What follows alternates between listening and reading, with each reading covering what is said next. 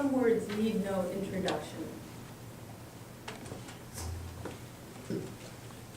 In the beginning, God created heaven and earth. These words are so familiar to us that most of us recognize them as one of the first few verses in the Bible. That's for people in this area of the world and people all around the world. But some people recognize other verses, almost as recognizable as the one I just said. For instance, these words.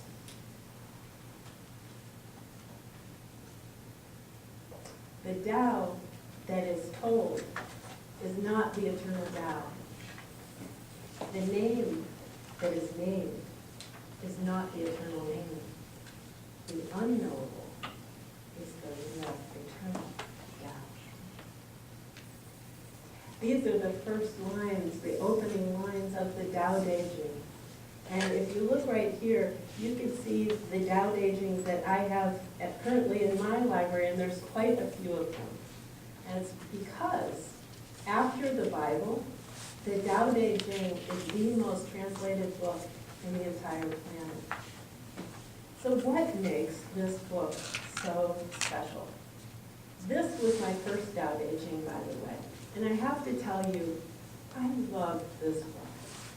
It might be my favorite of all books. And how could that be? Well, this one, which is interpreted by Stephen Mitchell, on the back of it, you know what it says?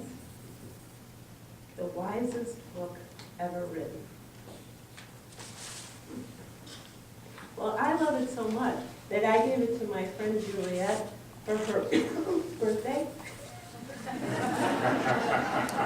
Yeah. And you know what's really neat is she actually reads it every day now. She uses it as a meditation tool.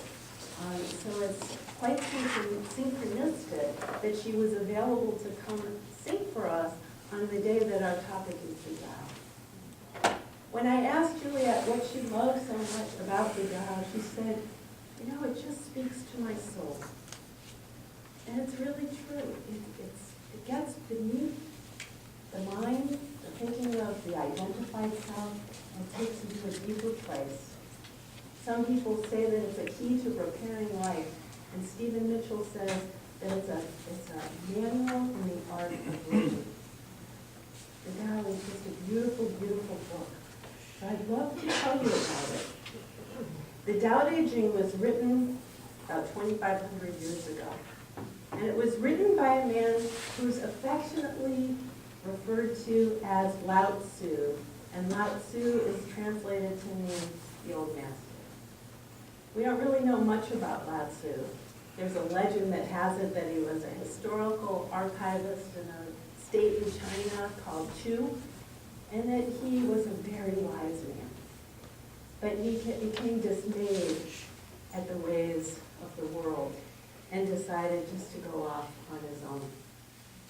So the legend has it he climbed on top of a water buffalo, and he started to leave, and he reached the border, and there was a gatekeeper there who recognized him and said, please, before you leave, won't you share some of your wisdom for posterity? So Lao Tzu came up with the Tao Te Ching and presented it to the gatekeeper 3 days later with 5,000 Chinese characters and 81 very brief chapters, which is now the Tao Te Ching. The first verse, which is the Tao that can be told, is not the eternal Tao. The name that can be named is not the eternal name, is so true. Because in trying to relay to you the depth of what is in this book, I found myself in the last week in my mind kind of like, and was afraid that I would come in and relay it in that way. We'll see, won't we? But it's really my intention, because I love it so much, to share the depth of the wisdom with you, so that you get a taste of what this book offers. By the way, Charles Fillmore read many sacred texts when developing unity. This, I would wager, is one of them. So, Tao Te Ching. I told my mother about 50 times I was doing a talk on the Tao Te Ching, and she said, "Now, how do you pronounce it? How do you say it?" So for my mom,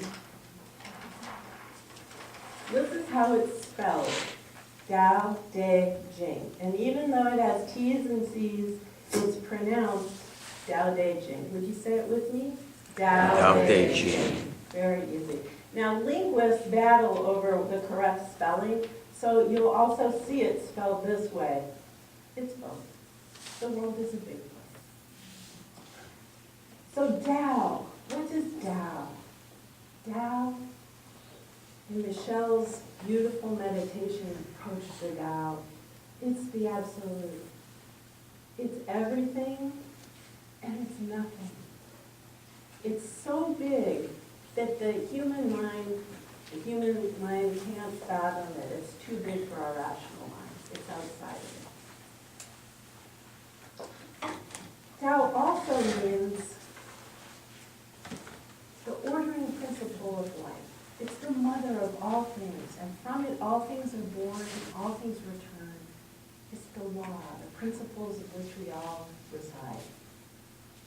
And last, the Tao is when we're in sync with the universe and everything just runs.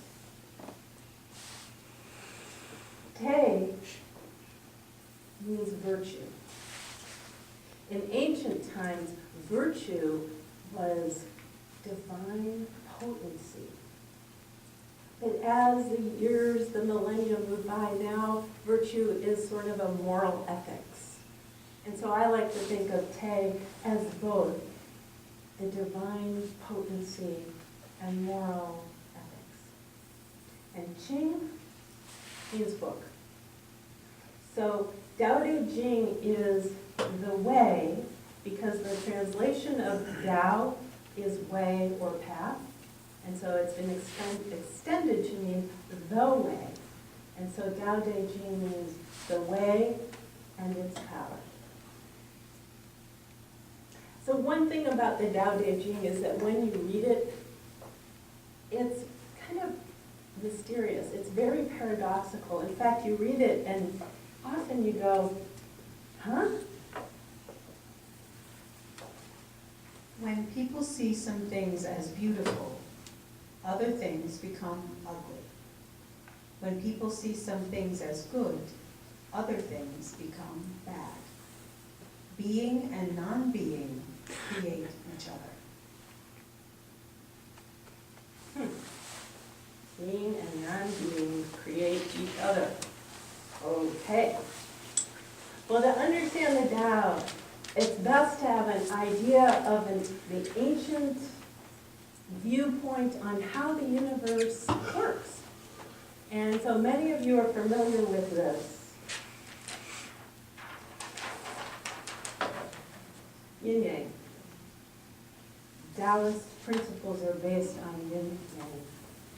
And what this is as you see, there is light, which is Yang, and there is dark, which is Yin.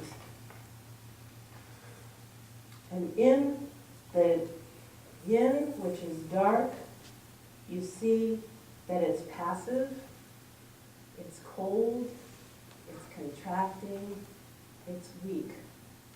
None of these are necessarily bad things, because when you're hot, you welcome cold. So this is what this represents. And the white represents Yang, which is bright and active and expanding and strong and hot. What's really interesting is that in the Yin lies the seed of Yang, and in Yang lies the seed of Yin.